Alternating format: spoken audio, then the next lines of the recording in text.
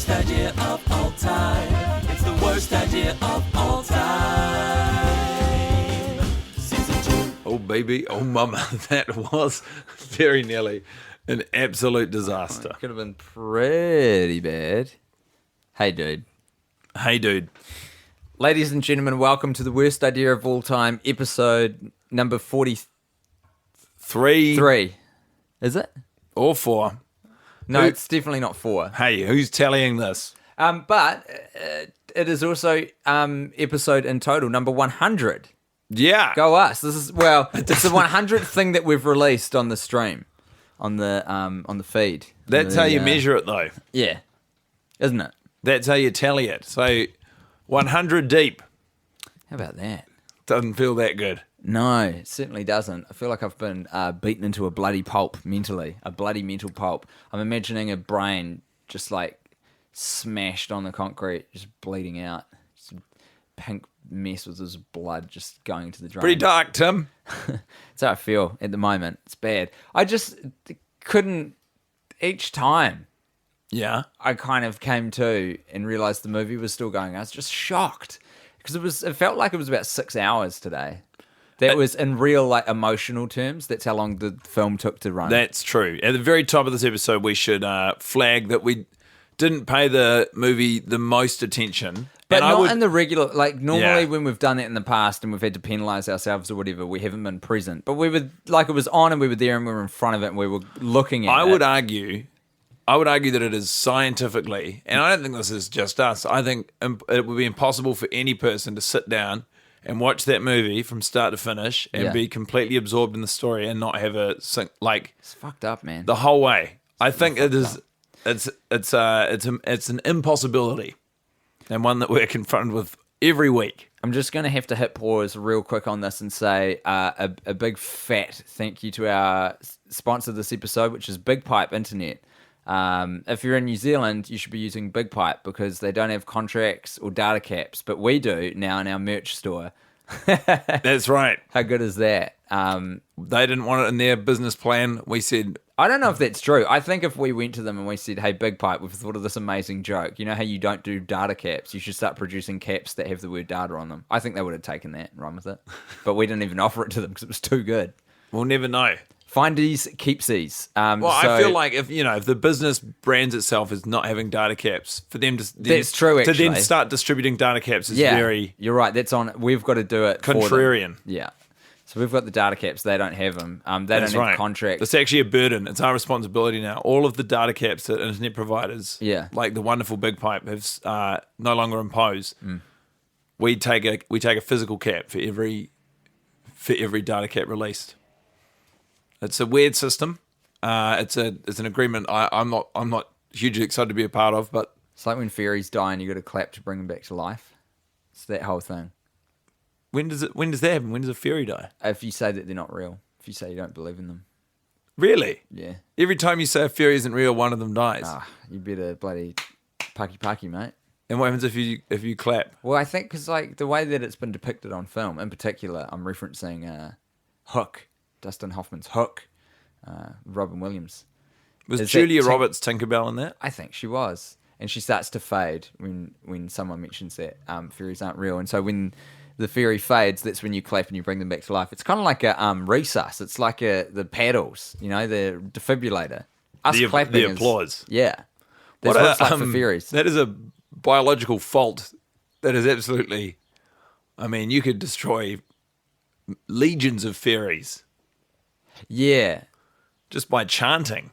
Do you know what it is? Maybe fairies were around before us, and like no animal had language. So they couldn't construct out loud the idea that fairies might not be real, and so they didn't have a natural predator. In fact, if anything, they were impenetrable because all the applause would just empower them more. Yeah, all animals could do was applaud, but they could never say fairies aren't real. I feel like it's a metaphor for an argument as old as time, which is what is more powerful between applause and chanting? I mean, I think it was in the book of Genesis. The snake said, the person whom answers this question one will have an always powerful tongue. Did you say applause and cheering or applause and chanting? chanting? Chant, yeah. I'm gonna. Ooh. I'm going to go with chanting, actually, Why? because there's so much... The human voice is more powerful than it's just, when you get into that zone. the chanting zone. Yeah, the chanting zone. You really tap into shit. You get a little bit when you're cheering for something, but not as much. It's a very primal thing, Yeah. chanting, isn't it? You really tap into The deep stuff. the It's Always Sunny in Philadelphia crew are very good at chanting. Yeah, And that's like the most primal that characters get, really. absolutely. Oh, by the way, this show would like to remind you to watch F is for Family, Bill Burr's new animated series on Netflix. No one paid us to It's say not a that. paid read. We just thought it would be a good idea to tell you because Bill Burr's the shit, and he's got his own cartoon show now. And we can say cartoon because guess what? No one's provided us with copy pointers because they're not paying us to say it, so we'll call it whatever we want. F is for Family. Is cartoon Out a now. derogatory word to animators? I think it is now. Yeah. That seems silly. Anyhow, look, Cartoons are for kids. the thing with Sex and the City 2 is, as I was saying, we struggled to focus entirely throughout it. And we had, I haven't really seen Tim for the week. So it was sort of, we frankly, to be honest with you, dear listener, we took the first half hour of the movie as an opportunity to catch up. It was like we were catching up, and at the table next to us, the gals were also catching up.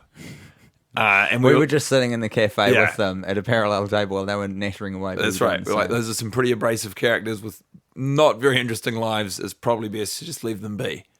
And then when eventually there was like a natural lull or break in conversation and we turned back to the movie, it was like barely any time. They were still at the wedding or something insane like that. Barely any time had passed. And it sort of felt like it could have been going forever. I feel like we've been in this room for days. Yeah, quite likely the way I feel at the moment. It's so weird, isn't it? So weird that a movie can make you feel like it's held you prisoner for as long as Held you this one captive. has been. It's bloody madness. So I don't know what to say about the film. Really, I want to express that Magda probably hasn't had the old worst idea treatment as much as she's deserved through her She performances. turns in a tour de force week in, week out.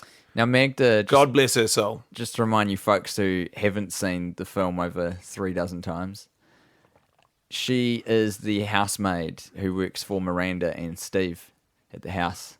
And very weird. She gives the best barreling the camera moment at the science prize giving at Brady's Frankly, school. the only barreling the camera moment at the prize giving at Brady's Someone school. told me there's another one, but I'm sure we would have seen it by now. You'd think so, although there's a lot of people on camera at different points. Yeah, but we've One of seen them's the movie bound so to- much. At one point, I thought Brady almost did it in the coffee shop. He looked very close to camera, but he was actually looking to his mum because he was bored. Nah. But she was talking with the gals about maybe potentially going to Abu Dhabi. And she said yes, actually, in the end. She said that she would go to Abu Dhabi. And then all four of them, so it was there's Carrie, Samantha, Charlotte, and Miranda, they all go on holiday to Abu Dhabi, and they fly in this wonderful jet plane. It's beautiful. It's lavish. They pretty much sleep in office cubicles, but they've been sort of kitted out with gold trim, sort of not paunchy, but soft-looking furniture. And they get to Abu Dhabi, and it's different. It's different from New York, but people everywhere are people. People are the same. And they learn some lessons. And, No, give it up, yeah. yeah. And then eventually they get kicked out of the country because Miranda, she went into a peep show and she watched a man fuck a sheep. No. Yeah. No. And it was a sting operation set up by the coppers, the bloody coppers, and they all got deported because Miranda was periscoping it and the girls were watching it by the pool. Your mind's drifted. It's not this one. It's a different one. No, I think the one I'm talking about is what I just watched. I don't think it is. Your brain's trying to create an escape for itself. I feel What's happened there? when you talk, it feels like you're inflatable, like you're an inflatable pool toy or something. And when you talk, it's like the air is just being released. sort of like it looks to look at you while you speak. It looks physically draining. Yeah, that's a fair summation. Hey, Yeah. but let's talk about Magda. Let's talk about Magda. Seriously. My theory, you want to hear it? I'll give it to you. Magda was the first artificial intelligence bot or like android off the assembly line. USSR Russian, 68. It was sort of like a side source from the Great Space Race as they started putting a lot of time and money into researching artificial intelligence in human models.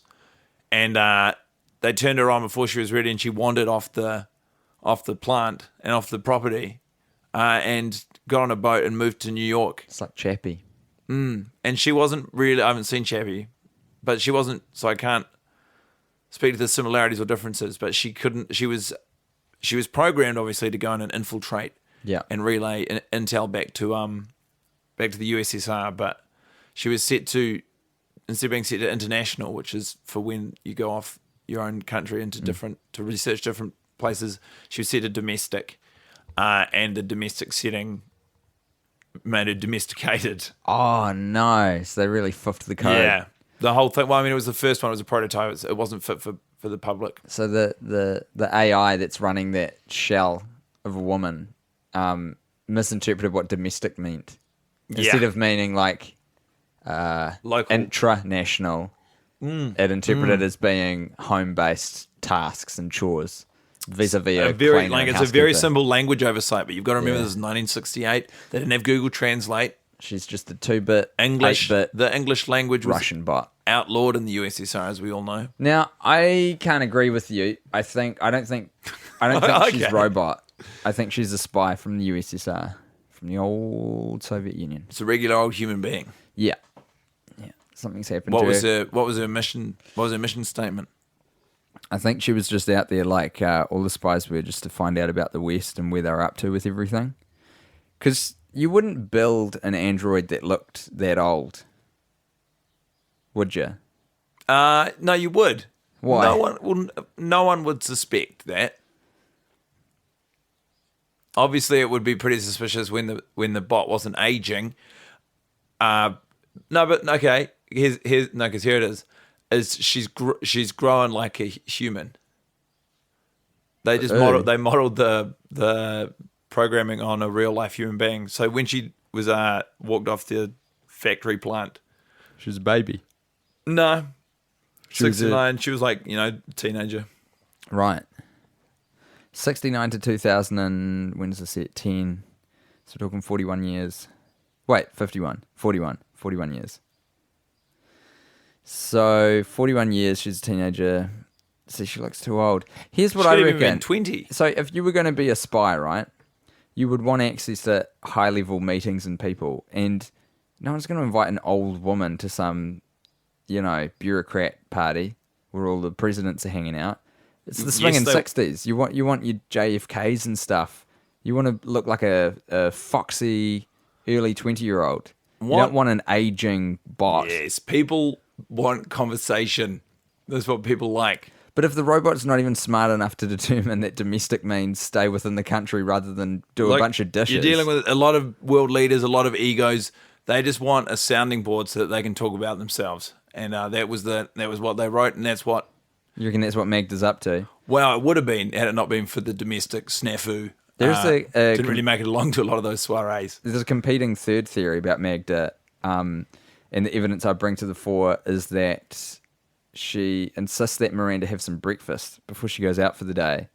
And I reckon maybe the food's been tampered with slightly, and Magda's got advanced insider knowledge of Brady's future.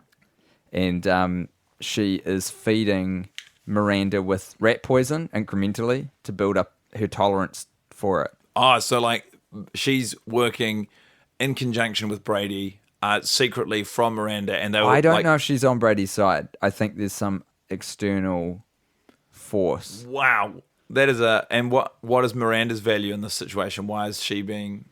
I think Miranda is a hell of an asset being the mother of the future Rat King because she kind of knows his weaknesses and stuff. So it's very important that she gets kept around. So like crust if you were, left on is a big Brady weakness. yeah, there you go. So like if you were you're an actor in this war and you wanted to take down Brady, you would think probably the way to do it would be like a mass distribution of rat poison because it's going to kill all the rats instantly and try to get to Brady that way. But if you can kind of just like blanket the house with rat poison, but you know Miranda's going to survive, so just in case Brady survives, you've still got this key intelligence asset on how to take him down later. Yeah. You know? She's a very valuable asset. I understand that. So Brady is, in spite of his sort of maniacal plans for global domination, he is also still vulnerable to the fact he's an 8-year-old boy. Yeah. And he needs that support and sort of boost leg up from mum. It's not even that the absence of a mother figure would be the weakness itself. It's that Miranda would know what the weaknesses are. The crust sort of thing. Of the issue. Or the bread in this circumstance. Good point. You Leaves should see Steve a bit up in the air as well in this diagram, this Cold War, as to where he kind of slots in. I think this is why it's so fascinating, is it's that they're all working across purposes, but I mean, that house is just a hive of activity. It really is. I mean, you got someone running for mayor while launching a interstate, reformed spelling bee and packaging that and trying to get that sold to NBC for that 6:30 Tuesday slot, which has been a huge weak point in the NBC slate of shows, I think, since '78 when they took off. They took off the original spelling bee, which was a bee that could spell.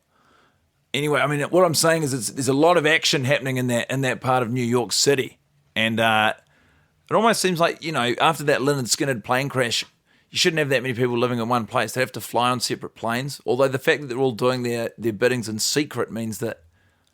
Do you think the Lynyrd Skynyrd incident is like the first time that they figured out that you shouldn't put all your eggs into one basket? I've read the history books. I know what I'm talking about. Like up until then, it wasn't even a concept that was around. No one had thought about it. That was the first plane crash on record. It's amazing.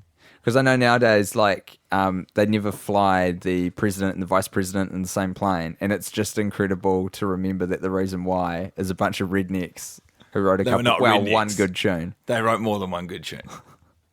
Freebird's pretty good as well, actually. I'll give them that. Sweet Home Alabama is done. Yeah, I know. There was the good tune, though? Yeah. It's not, yeah. Freebird's bloody good too, though. It's difficult because when it came out, I'll tell you what, I reckon if I had been alive when Sweet Home Alabama came out, yeah, fuck, I would have been getting down. Oh, of course. It's a bloody But now it has been just devastated. I think the fact that the sample of it features in Werewolves of London, which I was in Grown Ups too. But wait a minute, which way around does that go? Werewolves of London. I feel like it's samples. Sweet Home Alabama's got to be first. You would think so, eh? You definitely first think so. Over the line. Yeah. The fact I don't know the name of the band or artist who sings Werewolves of London speaks to that. Because if that was the first one, surely you'd know that artist. Look! You would hope we would. Couple of boys doing anything they can to avoid talking about Sex in the City too. You've stumbled Magda. in on us. There's Magda. There she is. We'll put her on the shelf. She's done for a bit. I had a shining light this week. Trying to remember what it was. The characters in these movies play things to be picked up and discussed and then put back. Yes, they are. What was my shining light? I got you to write it down. It was it's Big. A look. It was Big's acting. A look from Big. Pastor Chris Noeth channeling his character of Mr. Big. Yeah. During the bedroom. What bit was that? It's when they're having an argument. And in the middle of it, when there hasn't even been a resolution. Oh, yeah. Okay, so the argument's really been ramping up between he and Carrie, and Carrie's really given it to him verbally, saying, you're being a dick. Stop being a dick.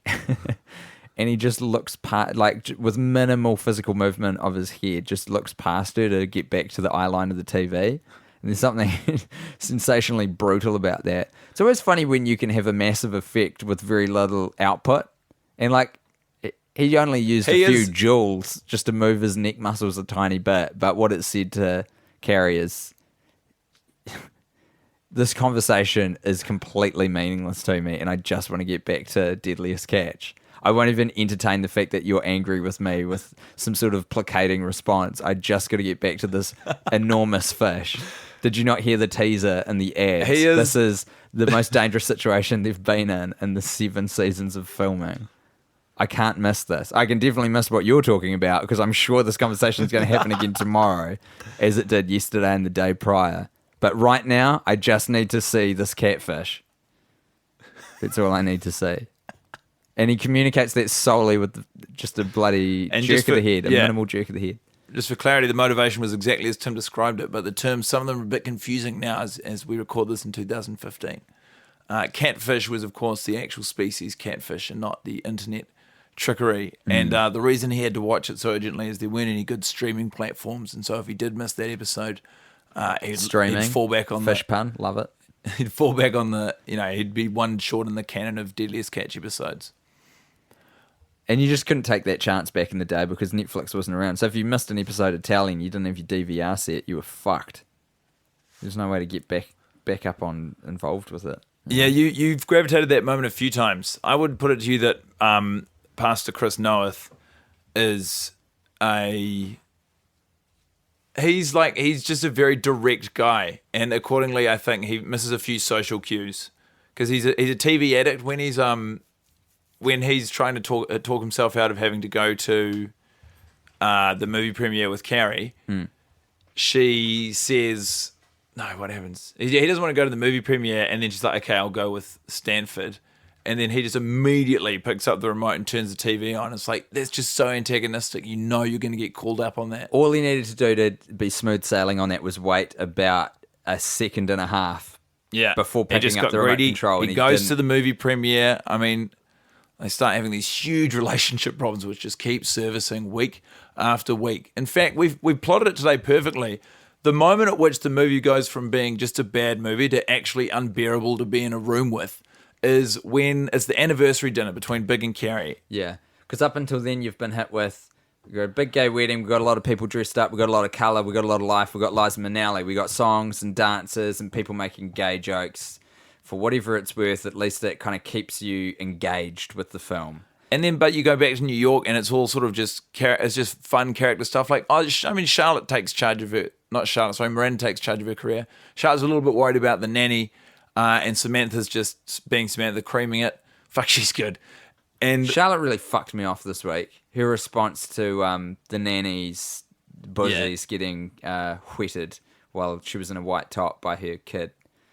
Because there's a scene where Runkle's bathing the baby with the nanny, which, I never really thought about it before, but that's kind of a weird, slightly weird scenario. I guess Charlotte had shit to do. That happens. So Runkle's in there with the nanny. Cupcakes to make. Yeah, got to make them cupcakes. And, her top gets wet, and they'll have a giggle about it, and the baby's loving it. Rosa. You keep saying Rosa, it's just Rose, because they're both flowers, Rose and Lily. Rosa.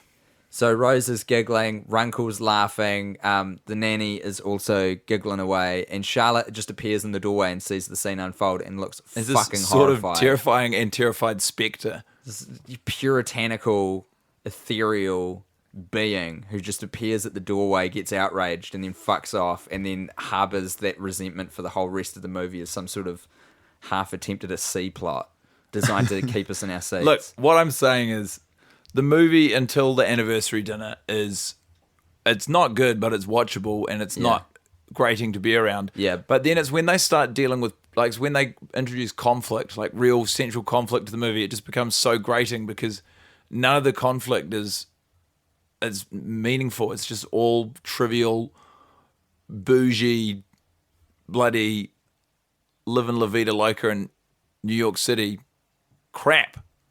It's dumb stuff. It's dumb, unrelatable stuff. Like it's nice to know that to have finally figured out the moment where it goes from just a bad thing to be doing to just like literally unwatchable. Guy, can I scientifically unwatchable? What I'd like to do at this juncture, University of New South Wales, 2008, before the movie was released, is I'd just like to read out as a shout out some people who have donated money to ourselves. I was going to say cause. I can't use that kind of grandiose language with what we're doing. But if you go to worstideaofalltime.com and you click on the merch button, or you just go worstideaofalltime.com/merch, it'll take you to a page where up the top there's a PayPal button where you can just flick us $1 or however many dollars you want. Some people flicked us $50, which I find outrageous and very heartening. So thank you so much. And you can also buy merchandise there, like T-shirts and data caps and posters. You can buy the original album cover for the 17-piece Kinks ska cover band Intergalactic Glory Hole. Led by none other than Mr. Big. Yeah. And you could also buy the Joined by fan favourite Tyrone Fishbone. If you like the name so much, you should know it. And the poster of the Grown Ups 2 drinking game rules. It's all there. It's all there. So the donations that have come through, firstly, from Patrick Sessions, who added a note saying, think of this as recompense for pain and suffering for my continued entertainment. Thank you, Patrick. This episode certainly serves as a testament to that, I think, because it sucked. This is a fine conversation between... No, sorry, I mean the watch. Precocious young minds. I just mean the watch of it. I don't mean the episode. Chill out. Kyle McKenzie says, Tim and Guy, thank you so much for the hours of entertainment you've provided. You have no idea how big a part of my life the podcast has become. Kyle, truly, thank you. You have no idea how... Thank you for the money. A bigger part of that message of support you've become. We've printed that out in A0, and it's up on the walls here. So it's huge. It takes up the entire studio. Yeah. It's massive. Carol, now, the pronunciation of her surname, it's thrown me. Just have a God's honest go of it and move on. Undredzes. No message there, but thank you so much, Carol, for flicking some money our way. Lily Reed has said, to my boys, Tim and Guy, I don't know what to say. I'm drunk and alone on a Friday night. I'm listening to Warren and Stevenson and crying my eyes out from laughter. The last 6 months have been shitty for me, but your ridiculous podcast has been a small shining light. I know you'll be happy when you finish, but I'll be a little sad. You inspire me to live every moment, love every day. Merry Christmas. Thank you, Lily. Wow, Lily. That was a touching message. Don't let my soberingly what's the adjective for monotone? Syllabic. No, how do you make monotone? Monotonous. It is, yeah. Don't let the lack of emotion in my voice fool you, Lily. That's a dope fucking message, and thank you. Tim's straight up welling from every pore right now. The boy is crying and sweating up a storm. Oh. He is sodden. And lastly, it looks like he's walked in from the ocean. Catherine S. Maslin. He's got gills and fins.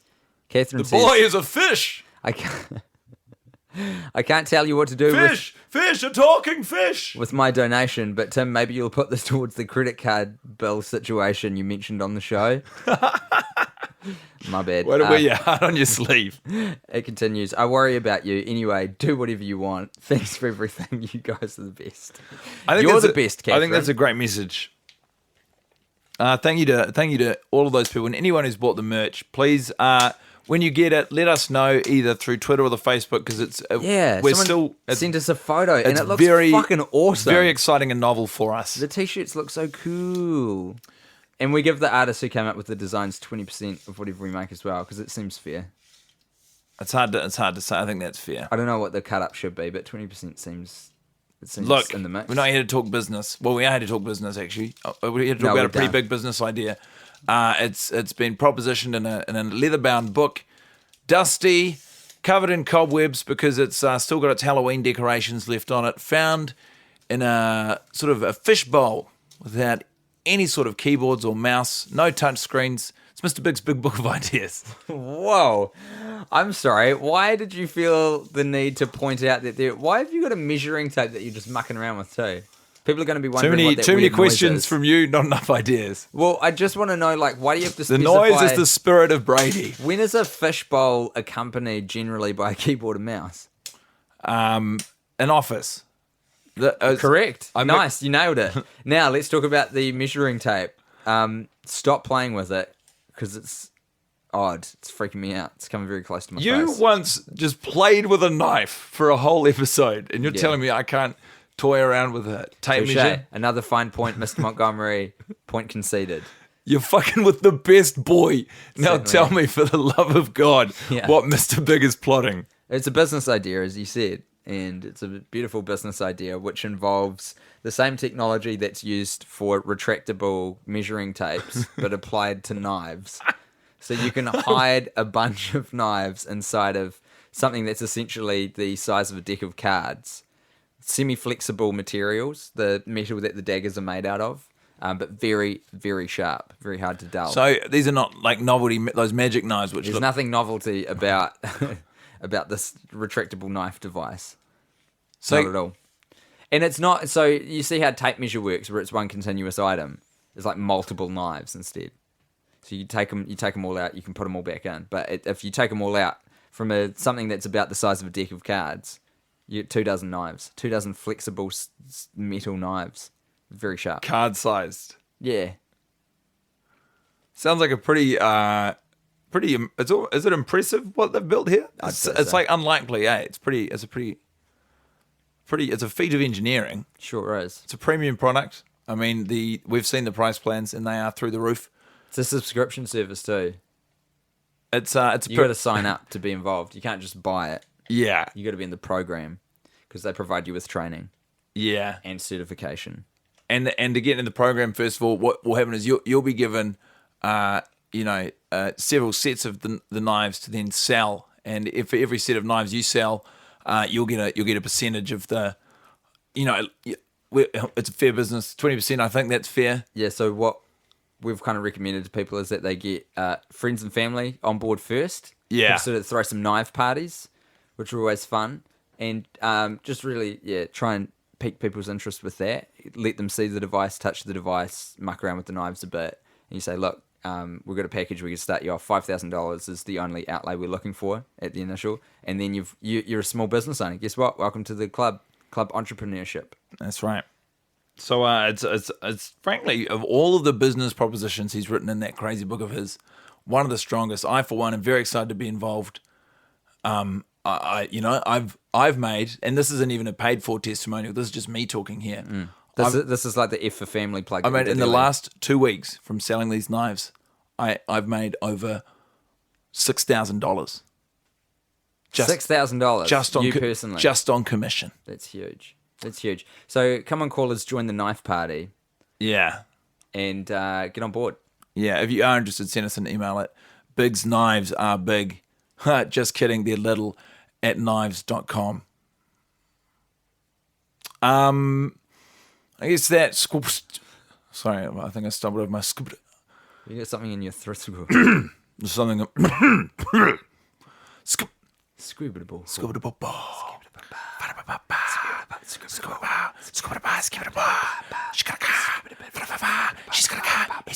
Well, he bit all the he dogs and looked at all the she dogs, and the crowd never knew such a hullabaloo.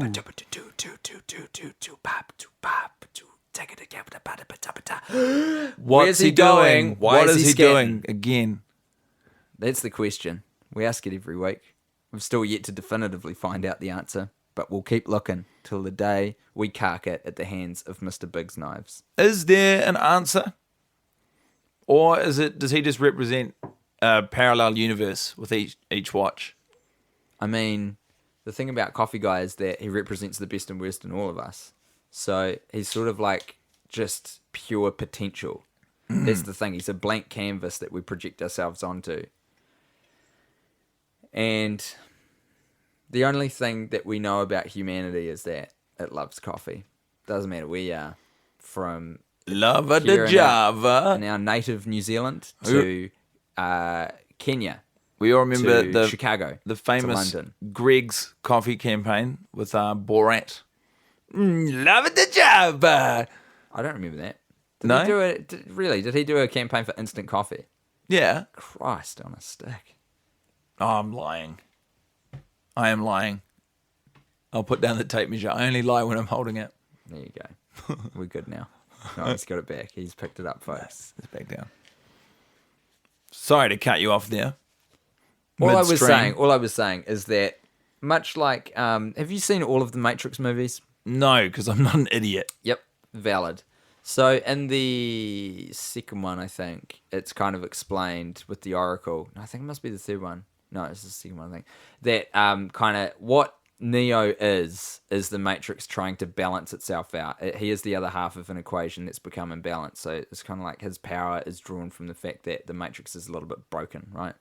So it's kind of that's what Coffee Guy is essentially. He's like the one. He's like Neo. He's this pure humanized potential, this kind of energy being who can make anything happen at will, similar to Dr. Manhattan from the Watchmen.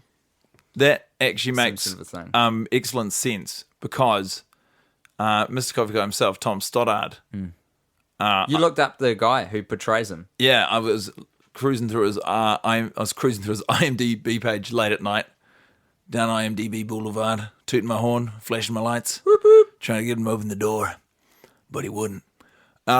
He's like has so many uncredited roles in all sorts of great programs. Namely, I'm pretty confident he has like 6 different uncredited roles in Boardwalk Empire, all of them for different, like It's the Buscemi connection, isn't it? it's that, and it's also he's just Isn't that incredible? Because populating all of these worlds. we spent so long on the Steve Buscemi mystery tour, and I'd hasten to add that Coffee Guy has sort of become the version 2.0 of that experience, and they are inextricably linked through Boardwalk Empire. We didn't know that going in. Through It's all Coffee, these- well, all more these through connections. Coffee Guy being Neo, yeah. Isn't it crazy how it just all comes together? You know, Isn't life just a crazy journey? Isn't life a wild horse, a Brumby, if you will,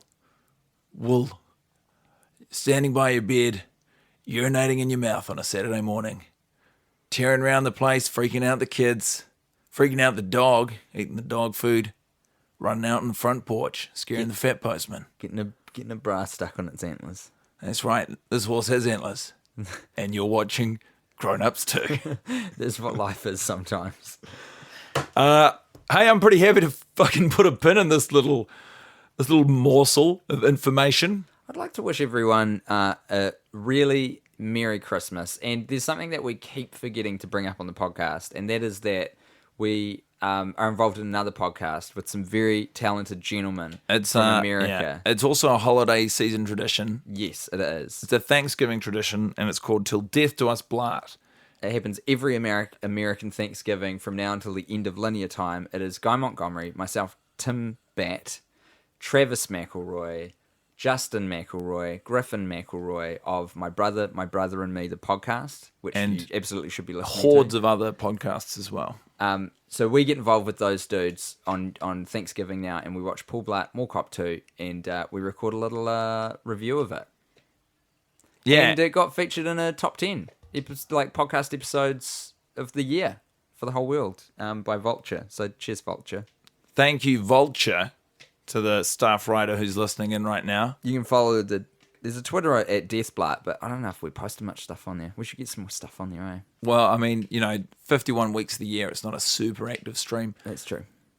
Anyway, look, I would like to, and just so one of us dies, if one of the hosts dies, then the other 4 remaining hosts have to find a replacement for that. Well, host. how does that work? Because my understanding is that it's kind of our responsibility to find. Well, a that's person. true. Actually, I've had a close personal friend ask it to be written into my will. Really? Well, I don't know if it. Can you ask to be part of the Deathblart Pact? I think it's something that has to be bestowed it is. on you. Yeah, it is. It is bestowed upon you. But It's like, hey, I Queen, respect the can I be guy. a knight? I respect the guy who asked. He doesn't ask for much. Okay, He's sort of been saving up his favors, hoarding them. good on him. I've got a guy in mind too, who I think would be good. Look, it's not important. What's important is you have a very happy holidays. Live every moment and love every day, friends. And for the love of God, do not watch this movie ever in your life. Yeah, we don't warn people enough on that because they go like, people say to us, they say, hey, you warned us all the time with Grown Ups 2 to not watch the movie, but what do you think about this one? Jesus Christ, I thought it went without saying. I really thought it was assumed by this point in time. once when I wanted you guys to watch it. Yeah, and I retracted it in the very next episode. yeah. So I couldn't make this. Oh, hey, that's another thing. Fuck it. I'll tag this on the end as well while we're here. To the fucking troopers who are still running the TWIOAT subreddit, I love you crazy assholes, and I'm delighted that you exist. I drop in there every now and then, and it's just, it's great. What is it? Is it just tumbleweed? No, they've like, periodically it'll go a bit quiet and dry for a bit, and then they'll pick up another convo, but it's essentially 4 people talking to themselves online on Reddit, and I just fucking love that it exists. So good on you guys. Thank you very much. And thank you very much to Big Pipe, this episode's sponsor. If you're in New Zealand, either get it yourself or convince a mate to do it. Go to bigpipe.co.nz and use the code WORST, and they'll give us some money for that, and you get a month's free internet, more importantly. So, Bellas, to you I say, ciao! It's the worst idea of all time. It's the worst idea of all time. It's the worst idea of all time.